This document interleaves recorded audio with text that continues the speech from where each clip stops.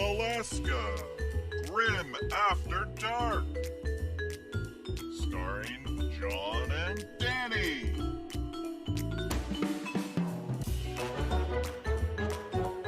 I'm there! And I remembered not to talk until the curtain was all the way up so I could actually transition it properly.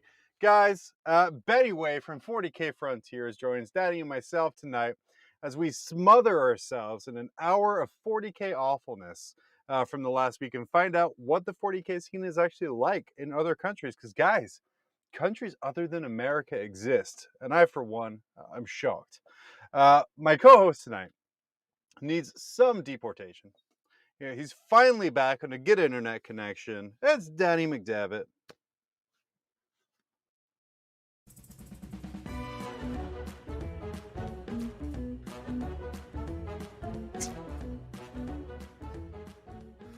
Just Man, I don't know what to do if I don't have the clown music. How do I even know you're there?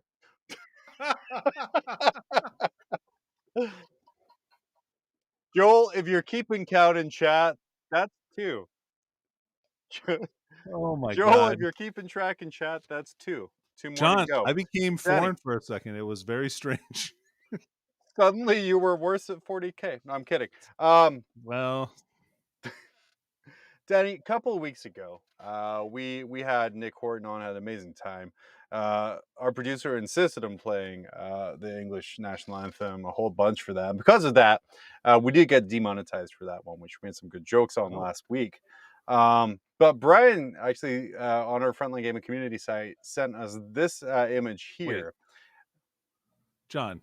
Yeah. They can demonetize you for a national anthem? I guess if it's someone else's performance of aforementioned national anthem. And if Joel, if you're counting, that's three. Okay. Now. But yeah, they sure can. We assumed it was just because of the Queen unable to colonize YouTube as fast as India. But they did send. Brian did send us this guy here, which is a conversion someone did, entombing the Queen on top of an old school dreadnought on the royal throne. Danny, would the Queen be entombed in a crappy old box dreadnought, or do you think it would be something else? Something sleeker, like a Something Redemptor. sleeker. Don't say we're a cheap show. We have animation currently. That's true. You're watching on that dreadnought. It was walking across the screen. Yeah, if you couldn't tell that animation, I'm sorry. Like maybe your screen was the wrong sized or not. Fully available for the beauty that is this. Look at this. It just stomps its way right across the battlefield. It's pretty amazing how far technology has come, John. Guys, 3 years ago, by the way, this show is made on a computer that's more powerful than the one that sent us to the moon in the 60s. And we can now animate the Queen walking across. I thought this was VHS. I mean, it could be based on the quality of my camera yet again. Great call out. Sam Lyman is the best animation on the network. You're not technically wrong, but I don't also believe that that's a good thing either. Or a compliment. What would Queen Elizabeth II be entombed in? Because I don't think it'd be an old box dread.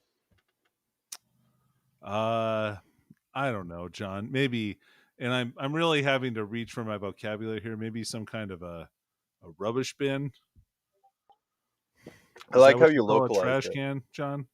Yeah. Okay. That's fair. Yeah, a rubbish bin. Yeah. Yeah, an Idaho. Danny, go ahead. Introduce your guest. Let's bring it on in. My guest. All right. Yeah, I'll introduce our guest. John, I like to think of things as more like the royal we. So yeah. So tonight we have on Benny. Now you may know Benny from a bunch of different things here. You've got he's got 40K Down Under, which is a successful podcast, as well as he's responsible for hosting many events down under. And because of this, he's probably directly or indirectly responsible for the Australia's recent WTC win. He did tell us directly. Yeah, he came on he messaged us and he said, hey guys, I basically made that happen. So, why don't you throw me a bone and let me come on? We're like, dude, All it yeah, took happy was to have you. kicking Adam Camilleri off the team. And now Benny is silenced Big Danny. No, how did that happen? What? Oh, it's back. Thank Am I God. back? Okay, cool. Oh You're my back. gosh. You know, that was probably the United States government, to be honest. Chat coming in with fire here, by the way, Danny, saying you may know him from the video feed a few minutes ago.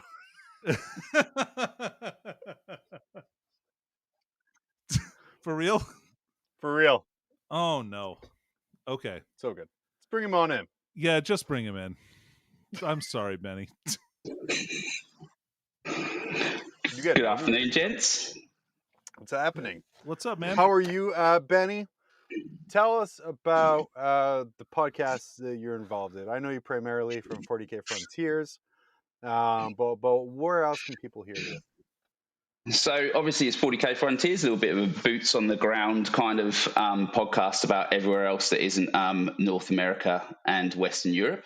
And at home in Australia, me and my crew down under 40K, we host a localized podcast, which we also have some great guests, which will be interesting to the international community as well. If you fancy giving us a listen, you can only find us on Spotify because I still haven't worked out how to get my artwork ready for Apple Music. So it's only been 2 years now. So we're getting there. Hopefully by year 5.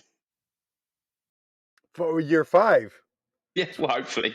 I So can't work out how to do it, John. I can't do it. 10 pixels a month to the logo, and eventually you'll be able to afford the whole thing. Well, I've been told I've got to change hosting services, but there's so many files to transfer. So I will do it one day. You're like, don't give in to Big Apple. So what pushed you guys, maybe moving away from the frontiers, which is something that's kind of fairly recently said the boots on the ground, but what pushed you to kind of create like your 40K Down Under podcast?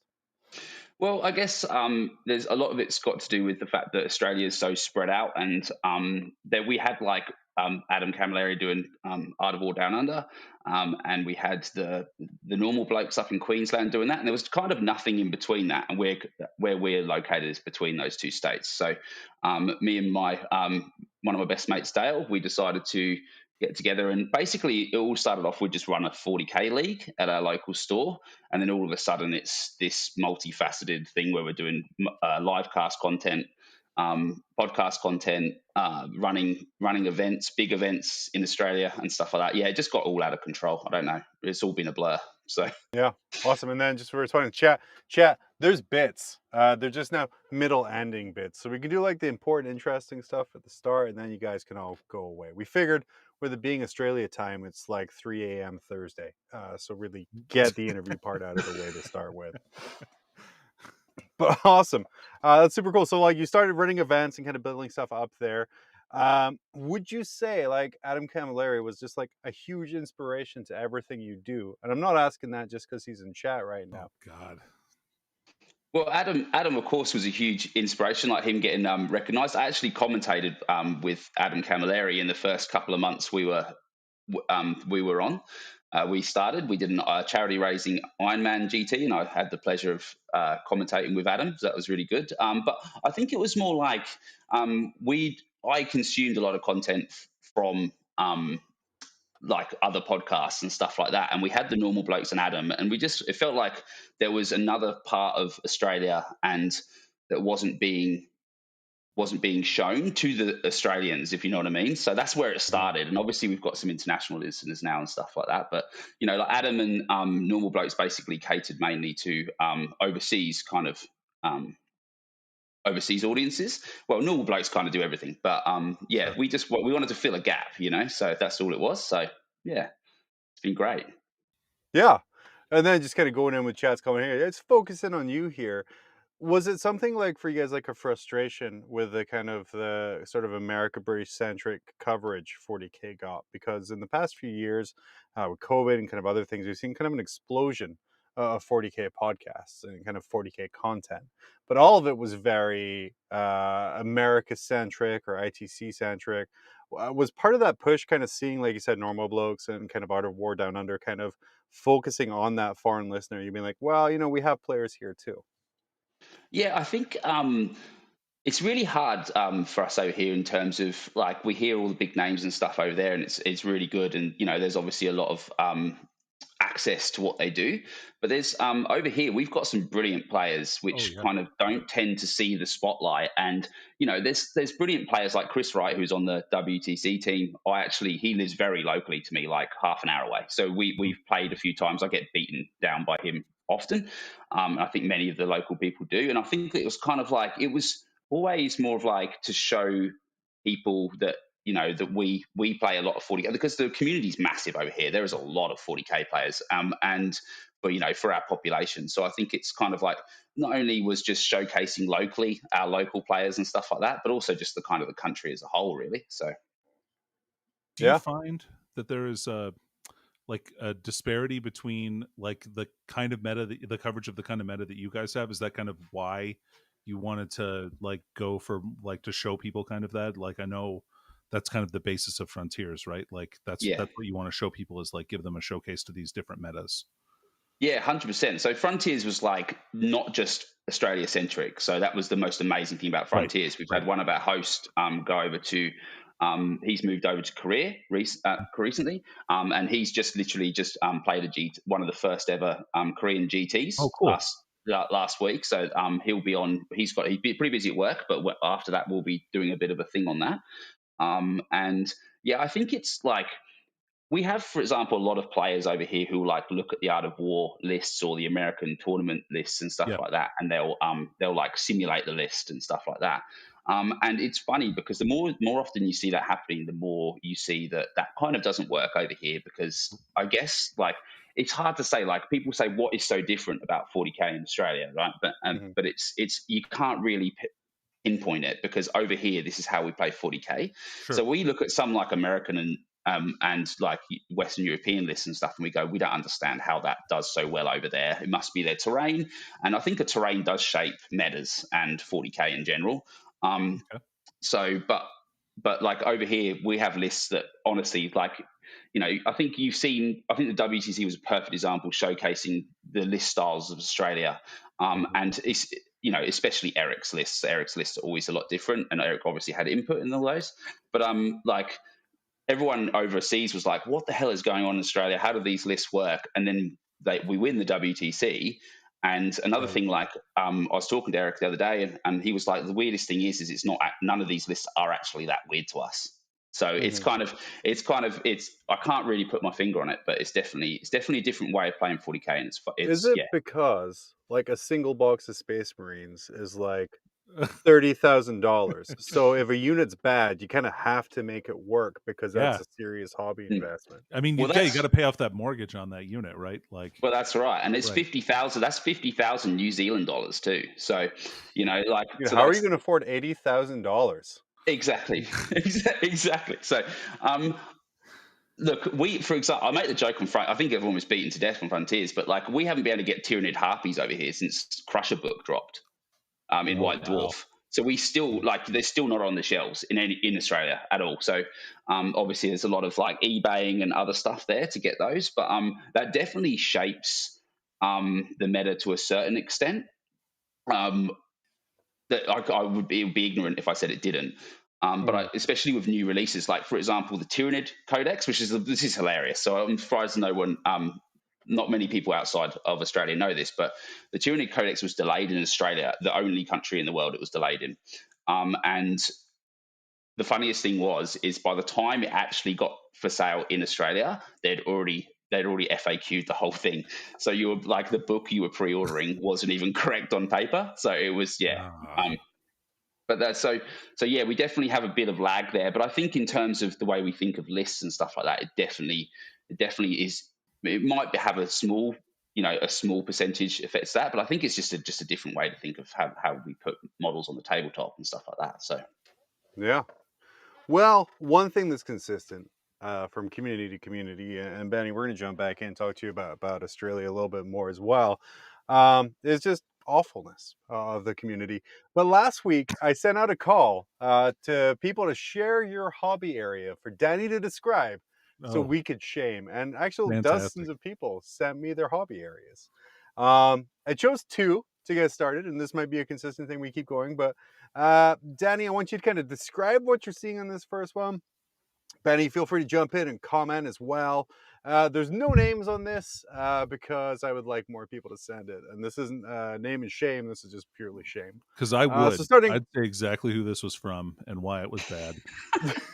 Perfect. Love it. So starting with this guy here. I mean, all right. It's not that bad, I guess. What? Yeah, what is that?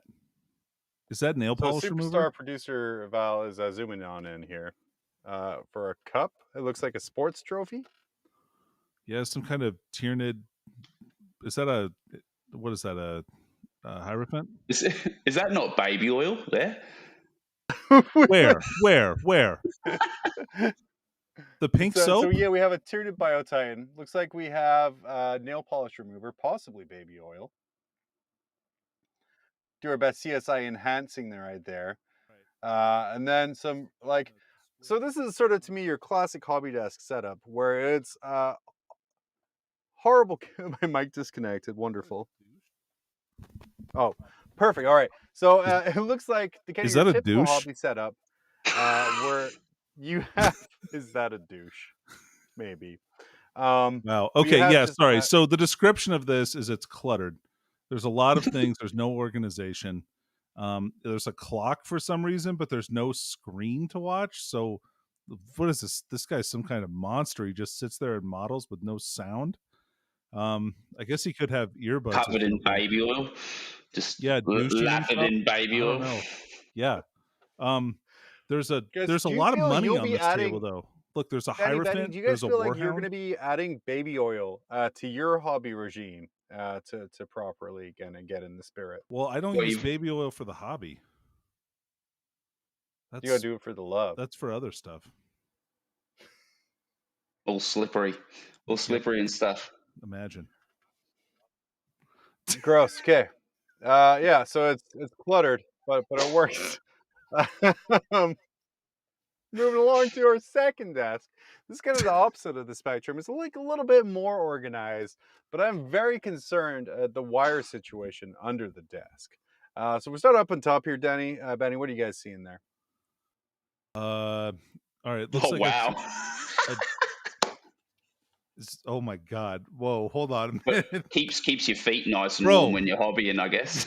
That's a lot of wires. Yeah, what's going on down there?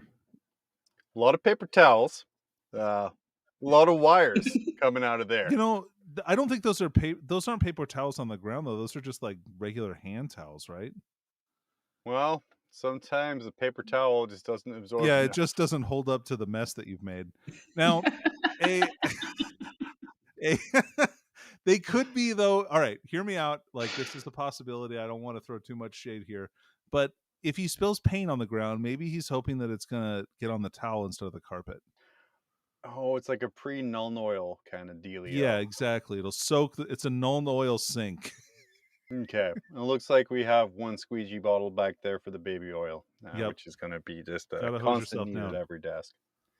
A lot of Q-tips. Yeah, that's I don't. Maybe he's washing off or like scraping off, or like dabbing off wash or something like that from like. Yeah, that looks good. Nice little. He might have just finished in the shower and then just gone. Oh, I've got to go and do some hobby, and just ran out finishing his Q-tips in his ear. Oh, my feet are still wet. Like, I better throw down some towels. Oh yeah. Sorry, chat here. You're calling out the drop pod in that back corner. Yeah, look at that. Beautiful paint area. Some Necrons. You love to see those. No, I don't. They can stay the hell away from all my tables. Danny, Benny, we don't have pictures right here. I don't want to pull you guys into it. But what is your hobby area setup, if you could describe it in a sentence? Oh, man, it's terrible. It's a domain of despair. It's an abomination that it's like a dark secret that I keep in a separate room, you know, and I always shut when visitors come over. So yeah. That's fair. Mine is the top half of a box, like the like the army boxes, just filled with an unorganized mountain of paint that I'm using currently. But like one or two have been left open. So, oh, yep, Danny's showing this off here right in the corner. He's got his bag of shame. That's his hobby area. Guys, if you have a permanent hobby area, you're doing it too hard. Just Ziploc bags and cardboard is all that's needed. That's right.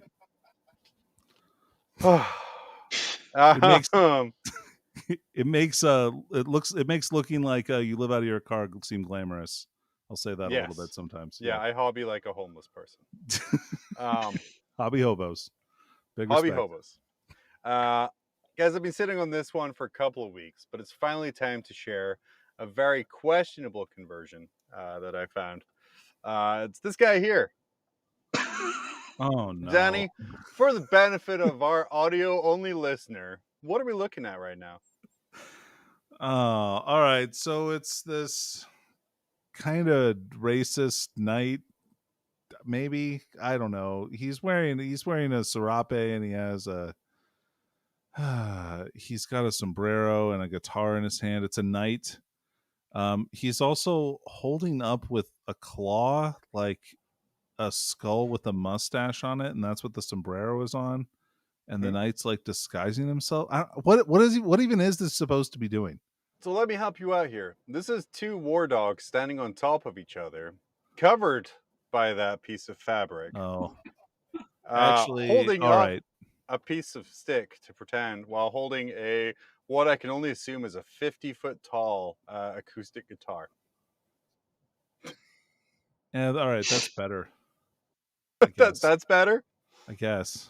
Okay, Danny, question number one here. Danny, you touched on it a little bit. Is this racist? I mean, I don't know, man. I don't want to answer that question. I'm gonna cower it out. You know what? No, John, I'll call it out. Probably.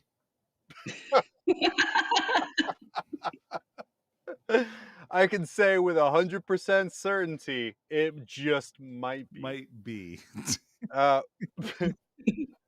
Benny, it's something like this. Like if you have go to a gaming table and you guys like, I have my knight army. Here's my desecrator. Plops down two war dogs in a sombrero holding a guitar. Is that an acceptable conversion for you to be a desecrator?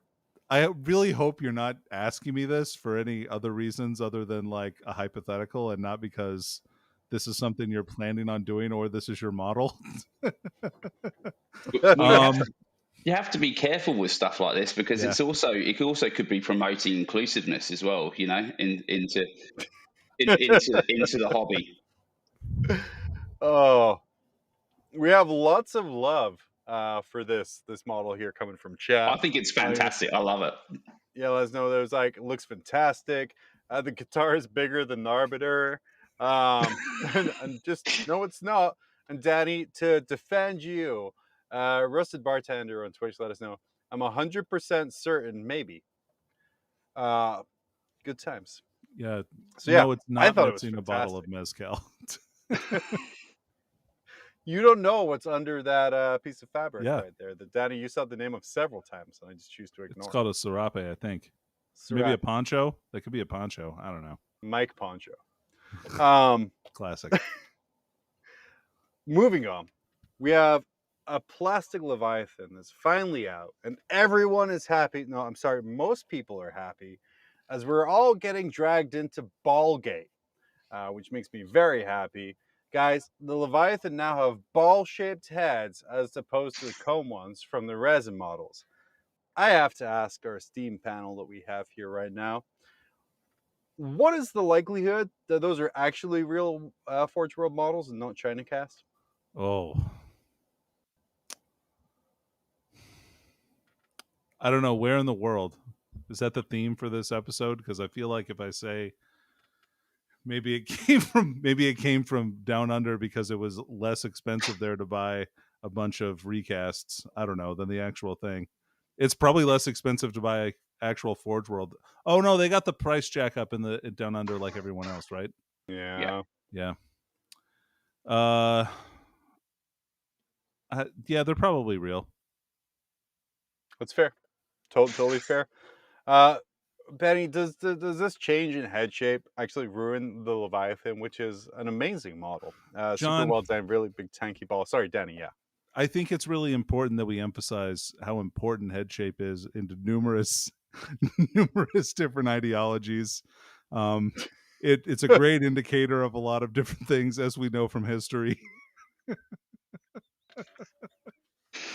Oh man, all right, I'm done. But Benny, was your enjoyment? I mean, do you like the Leviathan Dreadnought as a model? Generally? Yeah, of course, it's a cool model. It's a really cool model. Benny, are you a fan of that one? Well, I think it's more of a case of as I'm not a Horus Heresy player, but I'd feel pretty offended that it was actually easy to build now compared to the in previous times. But I don't mind it. I think it's fine. I think if you're getting upset about a head, you can either just change it or probably just move on. Hi guys. Hi guys. Producer here. Sorry to break into the show. Just wanted to say we did a quick straw poll on YouTube. Is Danny racist? Came back 54% yes, 45% no.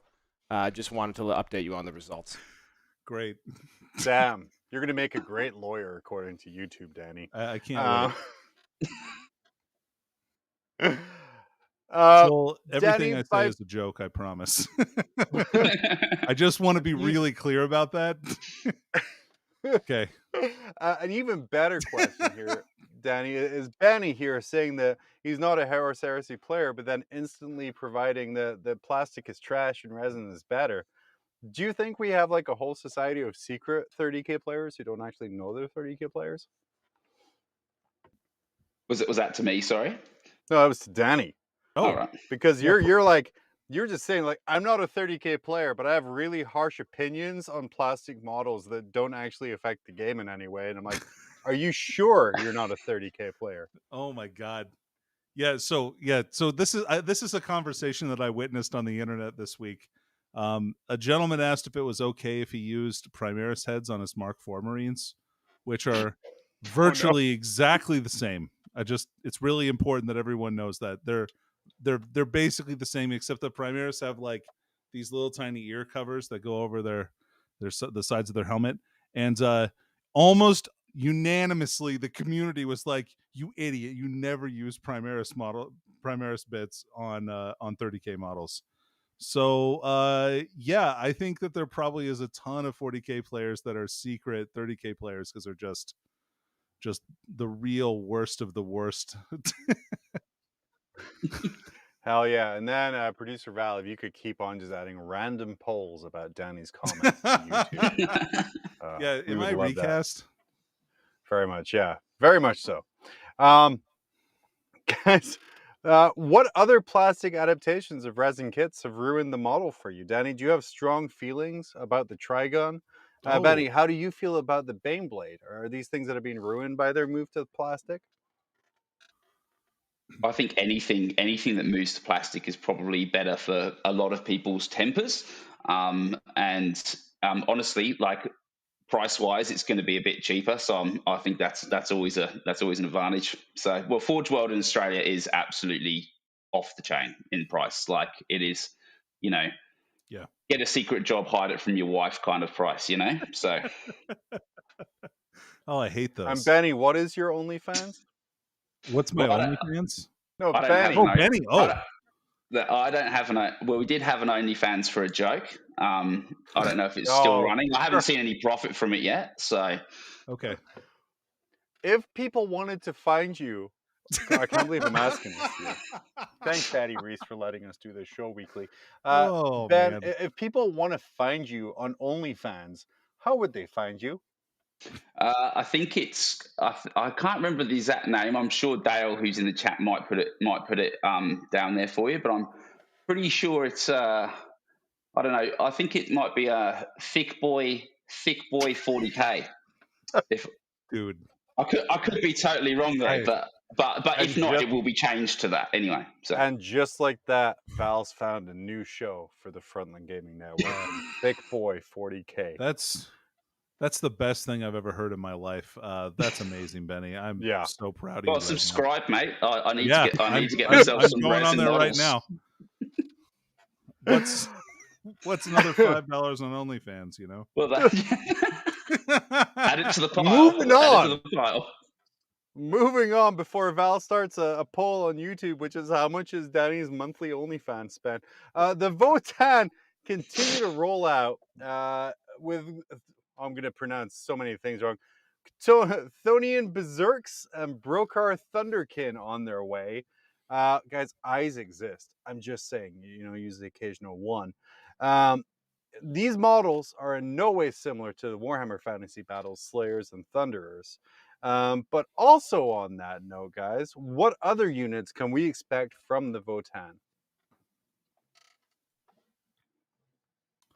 I'm hoping for more fantasy dwarf analogs. So like some kind of a gyrocopter. I mean, all right. So all of these hopes and dreams are all secondary, right? To the real thing that all players want to see on the table. They want to see it. It's choo-chooed its way right into my heart. And that's the land train. Ben, have you been following the Votann stuff as it comes out here? Are they fitting your hobby need for midget space people? I mean, look, I think first I'd like to know if they're Imperium or Xenos. Would be good, but I appreciate the new models. I would love to see, like, going off what Danny said, I'd love to see an Anvil of Doom style centerpiece, like a Triumph but with dwarfs, basically. So something along those lines, like a tech support call center. Yeah, that's it. Yeah. Or even like a buffet cart for the land train. Oh yeah, dude. It's just a server that they're wheeling onto the battlefield to help them with their computations. Just a big photocopier.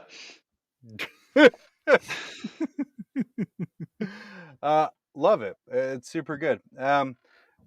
I picked up one of these photos here of the Berserk. Someone commented on the official 40K Facebook page that they just look like fat little dudes and not like dwarves. Yeah, there you go. They don't look like squats. They look like fat little men. So do you, Danny, yeah, respond to that. So do you, man. What's funny, Ben, is like we blurred their pictures so you can't kind of like cyberstalk them, but it's kind of true what Danny's saying. I mean, there's a really good chance that that's true. Probably pretty good he's portly. Probably pretty good he's got a beard. And if he's angry at stuff on the internet, he's probably short too. That's fair. Danny, you found this next one here.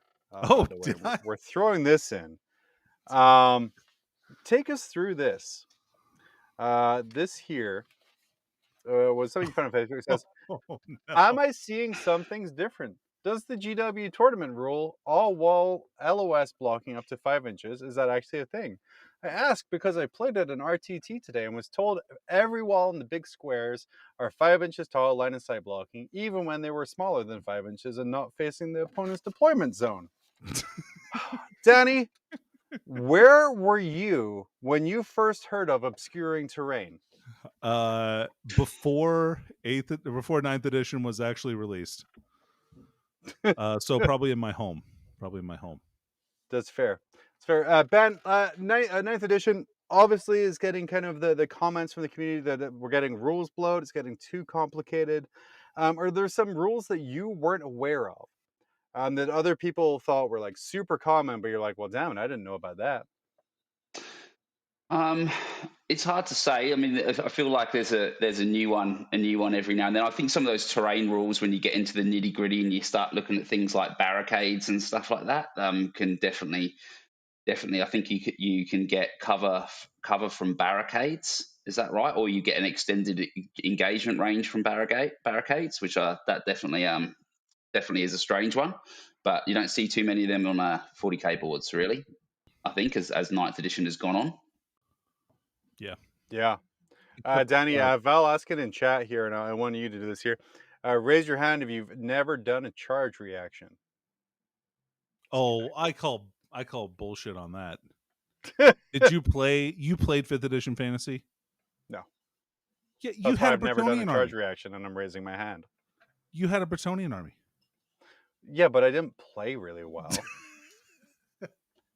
But Danny, what about you? Is there any rules that the other people are like, yeah, it's a common, yeah, we do this all the time, and you're like, damn it.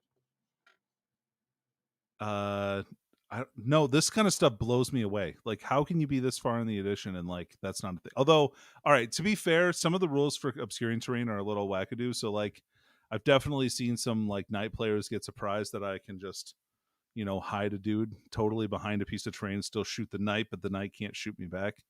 That kind of stuff is a little weird sometimes. Okay, so starting with you, Danny, and then moving on to the more polite Ben.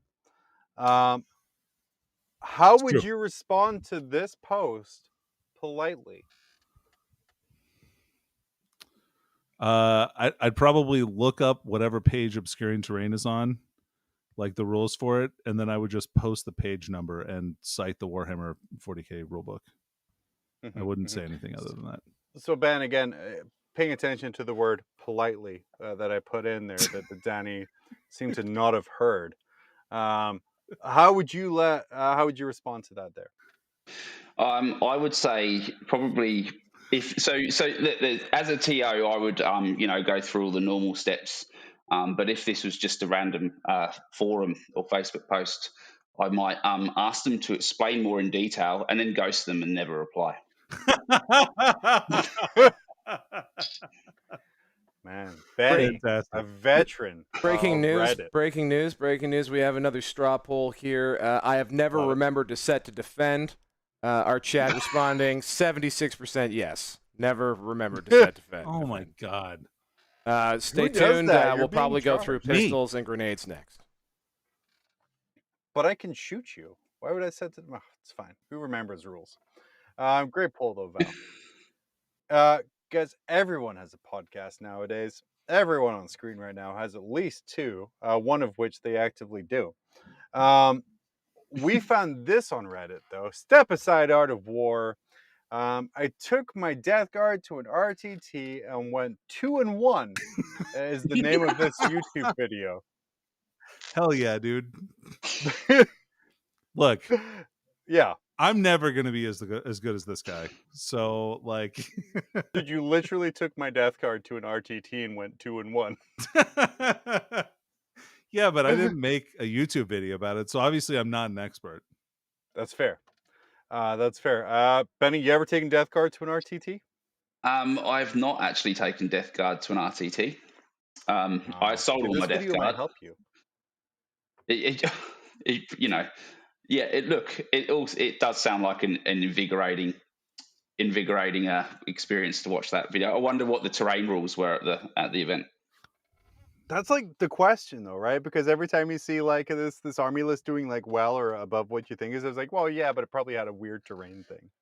I actually know the answer to this. I did watch the video. Oh, you did? Yeah. It was Okay, so what they had is every 3 inches, like in a box, there was a 6-inch piece of obscuring terrain. So you could move through like 2 of the walls a turn, but be totally immune to reprisal. There's no way anybody would be able to shoot you. In fact, you couldn't shoot any of the models in the army, and Death Guard are pretty good when you can't shoot them. Yeah. For at least 2 of the games, they didn't know about obscuring. One of them they really did, though. Yeah, that's true. But what I wanted to kind of twist this into here, Benny, I kind of said at the start of the podcast here, podcasts have seen a growth during COVID, of kind of an explosion. And we see podcasts popping up here and there, and kind of 40K content is exploding. And right now it seems to be, we're seeing a second rise in content creation over the last few months. Why do you think that is? Especially, like I said, over the past 3-4 months? Well, I think it's quite easy to make it now as well, which I think is a thing. But I do think that that people, there's a lot of people thinking, yeah, I can do that. I can talk about, we do stuff differently here, or I do stuff differently here. And I think that, it's more of like, I think there's a lot of that people just want to have a go at it. So, which I think is great, so like, this is basically what I did. So. Yeah.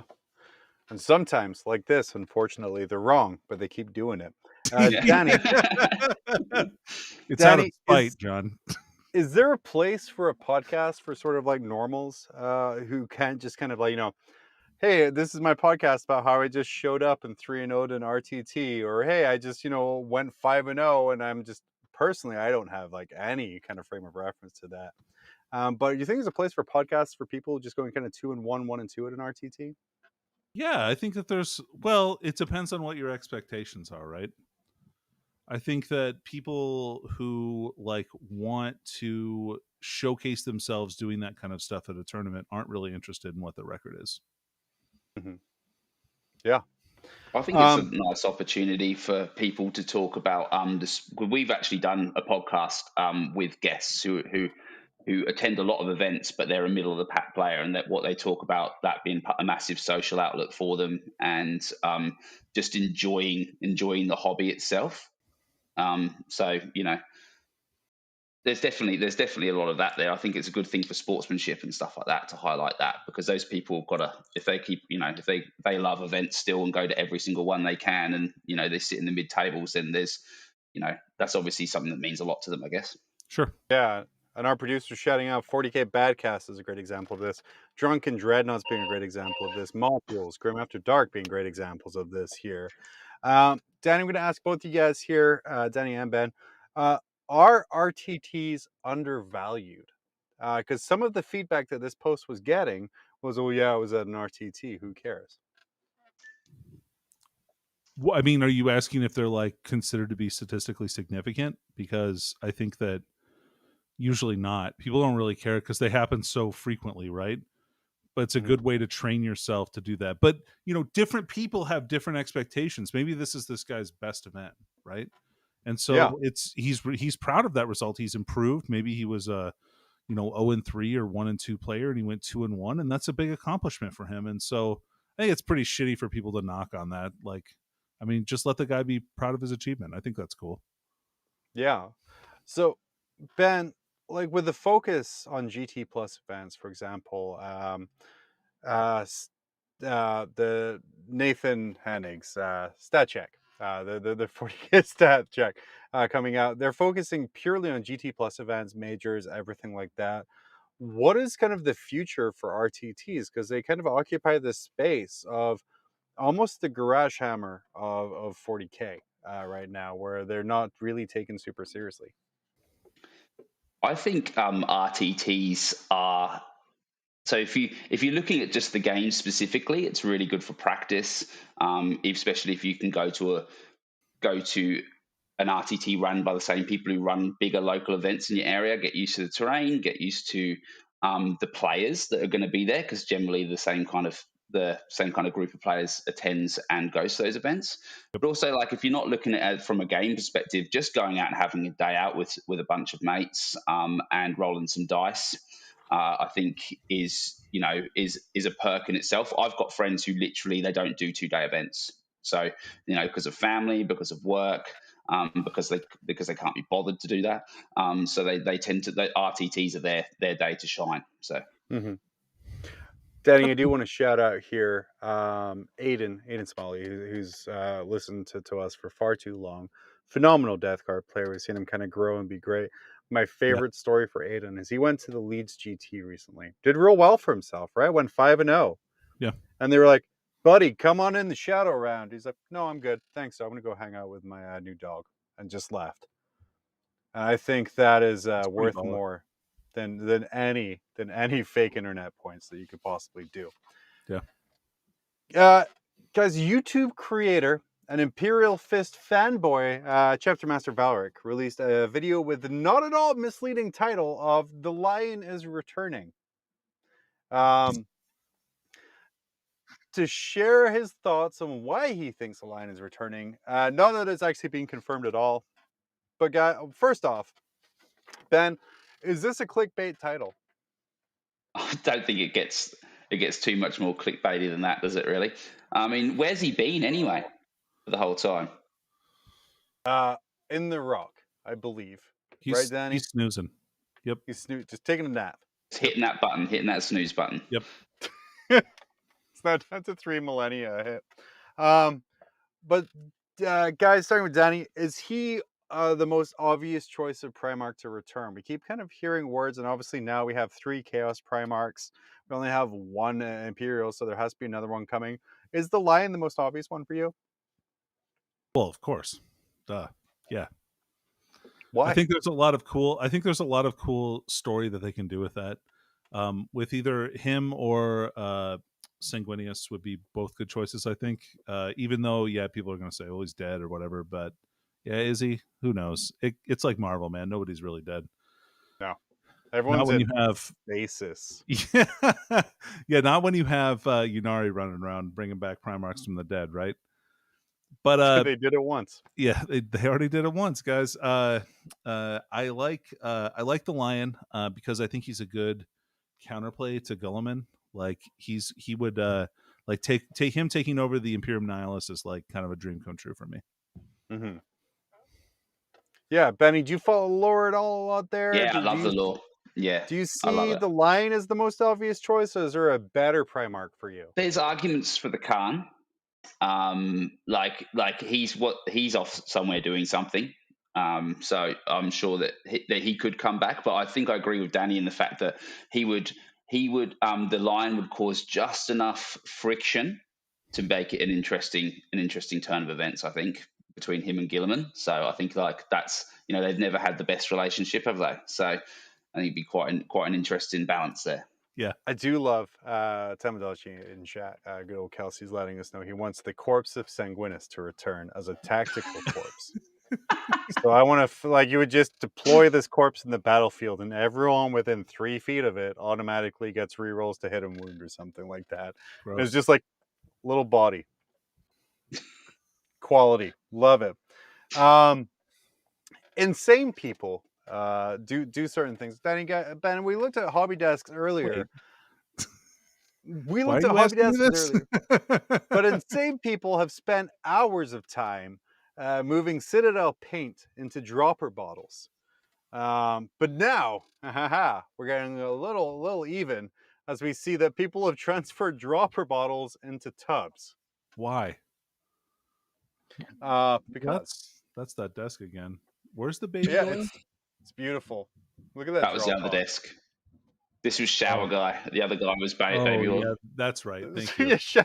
Shower guy, not baby oil. Yeah, thank you. We're moving dropper bottles into tubs. Obviously, this is a meme designed to anger and enrage, as you can see by the fact that the numbers in each picture are at a different location for every one, and that infuriates me more than the paint pot ever will. But this is to both of you here. Are you guys team dropper bottle or team tub? Oh, I'm team dropper bottle. I think the person who did that's an absolute psychopath. To be honest, and honestly, the thing that really gets me is the label on it to finish, just wrapped around the tub. Perfectly just like slapped on there. Oh, what a madman. Here's the thing, though, right? So, Danny, just jumping in back to you. Danny, are you team dropper bottle or team tub? Oh, dropper bottle. Come on. Why? Why not? Have you ever used a dropper bottle, John? Yeah, I waste so much paint by squidging out like too much of it. Well, you need to have some portion control, my friend. Let me tell you about it. Also, hey, our producer's letting us know in chat that he thinks this one is a joke. All due respect, Val, I don't think you realize what a joke is, and this is entirely serious. But please continue, Danny. I don't know. I got thrown off. Yeah, why? Like, so what is like the big upside to the dropper bottle, and why would you spend use less paint? hundreds of hours just kind of like pouring your paint into a different kind of tub? I wouldn't transfer paint. That's a waste of time. I'd rather just buy a new dropper bottle. Oh my god, it's fair. Here's a question for you, Ben. Does it really matter? Well, look, it depends who you ask, doesn't it? Really, because some people are very passionate about it. Probably the same kind of passion that people who made that whole image. But I don't think it. Look, as long as you got the color, as long as you're happy in yourself with your bad choice or good choices, then that's all that matters, I think. So Fair. That's fair.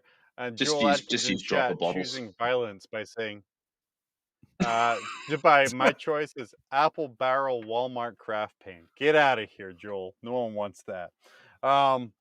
Is it good, Joel? You know, we have a local painter here, and Danny, I think you know Tad. He did craft paint for a lot of his stuff there, Yeah, like the that makes Walmart brand sense. paint. Is that what he painted on those pizza boxes? Heck yeah. Yeah. Guys, GTs and majors, we talked about them a little bit here, are famed for their price support, with entire armies given away, like at last year's LVO. We have hundreds of dollars of store credit, sometimes even cold hard cash going to the victors. But I saw this guy on Facebook, and it got me a little concerned. It says, but wait, that is not all. We have price support pooping in from all over the country. Ladies and gentlemen, this is going to be one for the ages. I personally here do not want my prizes pooped out of anywhere. But using that as kind of a stepping off point here, Ben, what are the best prizes you've won at an event? Well, look, if I'm honest with you, I've never won an event, so there's been any prizes worthy of. But I think I don't really like cold hard cash. I think that's a bit much. I like either material products or store credit or stuff like that. I think giving someone flat cash is just a little bit much, I think, personally. But each TO to their own. But Yeah. Breaking Danny, news! you went through Breaking about a news! 3-year Most period where you recent didn't have YouTube to. straw poll has just come in. Better sense of humor. Jon edges Val 55 to 44. Dang. Devastating YouTube, you have loss. Shitty opinions. In honor of our American friends, I will not concede this vote. That's why I demand a recount. 45%. There's at least 3 people. But Danny, you funded your entire hobby budget for several years off of milking RTTs in Alaska and just sort That's of true. winning. What are the best prizes that you've won at an event? Man, this oh, this hurts me to admit this. The best prizes that I ever won at an event were at AKBB 2014 or whatever. Like, so that was the Alaska Battle Brothers tournament. I won like a large Citadel case and like probably $600 or $700 worth of various model kits and games. So it was a pretty lucrative haul. So I think my favorite memory of that event, because I had a similarly lucrative haul. This event, this wasn't necessarily prizes for gaming. They had a door raffle where you buy your raffle tickets. I bought maybe $10 worth, and other people were putting like hundreds of dollars in. We're like, yeah, support charity, do all this stuff. I won literally every prize. They kept pulling my tickets, and the organizer was getting very frustrated that my name kept being pulled.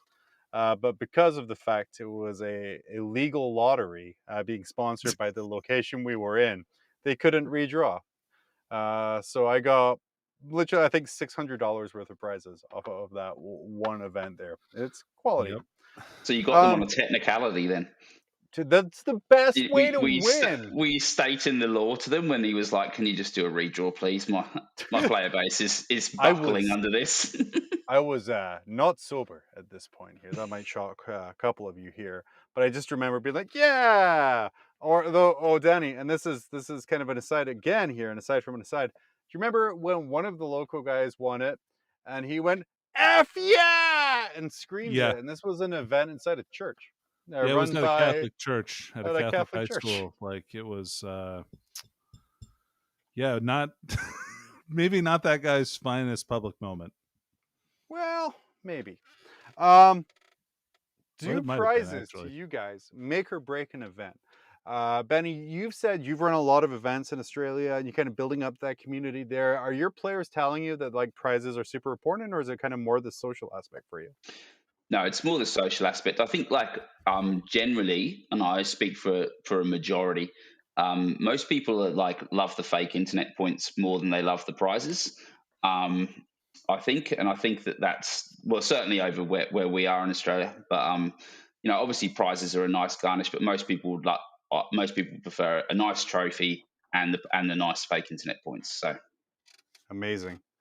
Danny, last question on this, and then we're going to move on to our last slide of the night, move the rest to next week here. Should prizes be expected at events? Ooh, that depends. I think that depends entirely upon what the entry fee is. Like, and this is my look. I'm getting into a real serious moment here.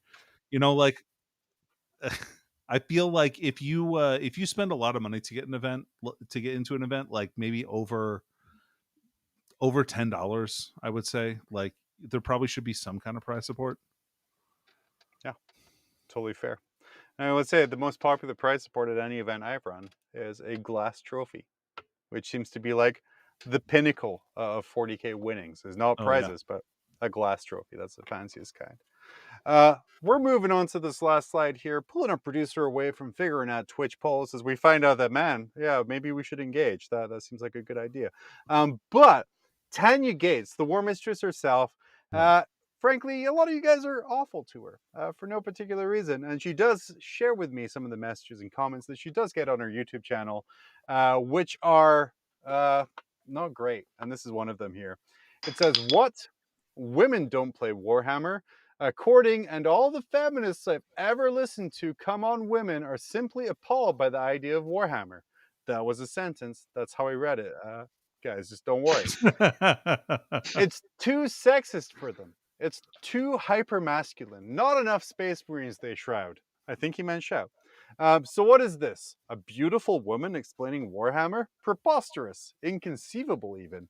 The shudders, the very worldview I was taught by the Marxist feminist of part of Warhammer, cries softly while wiping away tears with Arch Warhammer brand handkerchief, laughs in orc. I would love this person to cite the feminist documents and material they have actually read, because when someone says that of all the feminist articles I've read, it generally means they haven't read any. And that person doesn't appear like they've read that many, even though they declare they do. Technically correct, because of all of the feminist stuff they've read. It doesn't say it anywhere, and they haven't read any. Danny, using your best legal skill here, what is the Marxist feminist view of Warhammer? Jon, it's really important that everybody understands what this is, and it totally shuttered my entire worldview of everything, and I mean that, shuttered it completely. It's it's this idea that women can't play Warhammer because it's too hyper masculine, Jon, and that's why they're not interested in playing, and that's not fair. Because of probably some super awful toxic experiences that they had at the local game store with somebody who purported to be an expert. Breaking news, quick straw poll from the chat, probably last one for the night. Fuck this guy. 100% yes from the chat. 100% yes. By this guy, they mean me, therefore making Val feel better about the earlier poll. I left it open-ended on purpose. Could be me, could be you, could be this guy, that guy, who knows? Ben, for your last question here tonight that we're going to ask you before we get you a chance to plug your stuff, is the beautiful woman preposterous to this person, or is it just the idea of someone being able to explain Warhammer? Look, I think it's definitely a bit of both. I think maybe the realization of him having to address his own personal hygiene when he goes to another place where there might be more than one sex there might be a thing. So you just never know. Fair point. Totally fair. Danny, anything else you want to throw in here before I take the rest of this week and move it on to next to cut my workload? No, Jon. Reuse, recycle, reduce. I'm only a 2R man. Benny, thank you so much for coming in. Please take this opportunity. Let people know where to find you, where to find more of you, and how to support. We just to make sure we didn't do a clickbaity title. No, everyone is good at Warhammer worldwide. For God's sake, Australia just won the World Team Championship. Don't fall for clickbait, but also come back next week. Benny, please promote your stuff.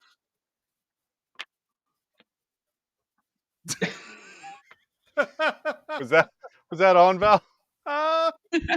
Heck yeah. Well, you can find me and the lovely hosts, the two Alexes and Sam at 40k Frontiers on the Best in Tabletop Network, for giving you a little bit of an insight into the world of 40k outside of North America and Western Europe.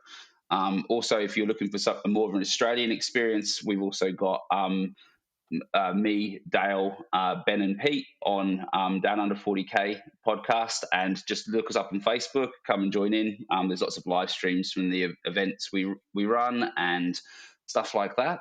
And there's also, if you hit me up on Facebook, you can join our Discord there. But come and join the Best in Tabletop Discord, or come and join Down Under 40k, both, and you'll come and see the awesome community outside of America and Western Europe. So please do. Amazing. And as our producer so wonderfully reminded us, guys, there's a brand new full color pre-printed Frontline Gaming terrain set. And each of the 4 Chaos God colors that is available for sale now, frontlinegaming.org. What an amazing show, guys. Thanks everyone for watching. Guys, we're going to be back next Monday with Dr. Stat Daddy MD himself. Nathaniel Hadding from StatCheck is going to be here. And as always, it's pretty grim after dark.